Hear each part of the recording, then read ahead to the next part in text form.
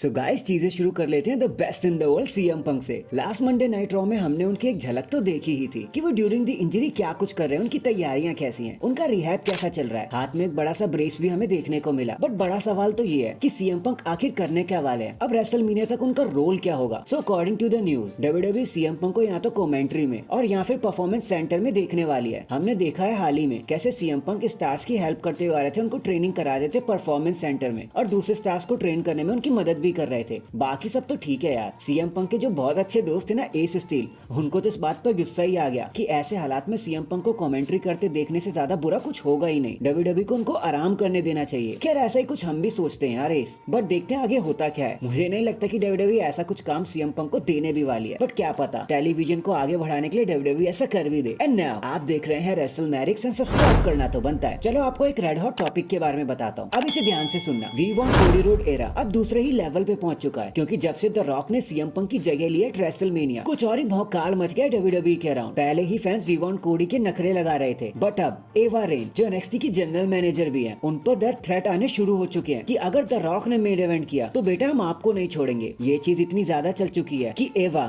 जिनका real name Simone Johnson है, उन्होंने अपना एक्स अकाउंट डिलीट ही कर दिया एक फाइनल मैसेज डाल के कि यार मुझे इन सब चीजों से दूर रखो। मैं आपको बता दूं कि एवा या फिर सिमोने जॉनसन द रॉक की रियल लाइफ डॉटर है। सो जब मैंने आपसे कहा था कि कोडी में कुछ तो स्पेशल है, so guys I mean it. वैसे प्लीज एवा को अकेला छोड़ दो यार, वो इनोसेंट है, उनका इसमें कुछ भी लेना देना नहीं है। ऐसी चीजें पता नहीं लोग करते ही क्यों है। इट्स जस्ट अ शो यार, एंजॉय करो प्लीज। आपको जो चाहिए ना वो आपको मिल ही जाएगा, बस आपको जरा सा इंतजार करना पड़ेगा। Well the rock versus Roman Reigns या फिर Cody Rhodes versus Seth Rollins, क्या आप जानते हो इन मैच में कॉमन क्या चीज है? अगर नहीं जानते तो चलो मैं ही बता देता हूँ। दोनों ही मैच पूरे हाइप पर पहुंच चुके हैं और अभी तक ऑफिशियल होने का नाम ही नहीं ले रहे। कल मंडे नाइट रॉ के दौरान माइकल कोल ने साफ साफ ये स्टेट भी किया था कि the rock versus Roman Reigns का मैच अभी फाइनल नहीं हुआ है, वो वेगस में जाके होगा। और कोडी रोड्स ने अभी तक अपना डिसीजन ही नहीं बनाया है। कोई ना कोई आके उनको डिस्टर्ब भी करता जा रहा है। तो डू नॉट नो डब्ल्यूडब्ल्यूई के अराउंड आखिर चल क्या रहा है। पहले वो कहते हैं कि मैच होगा, फिर हमें फेस ऑफ देखने को मिलता है, फिर पॉइंट आउट देखने को मिलता है, एंड देन रेसलमेनिया के लिए कोई मैच ऑफिशियल भी नहीं होता। लोगों को बेवकूफ बनाना बंद करो डब्ल्यूडब्ल्यूई, हम बहुत अच्छे से जानते हैं कि आगे क्या होने वाला है।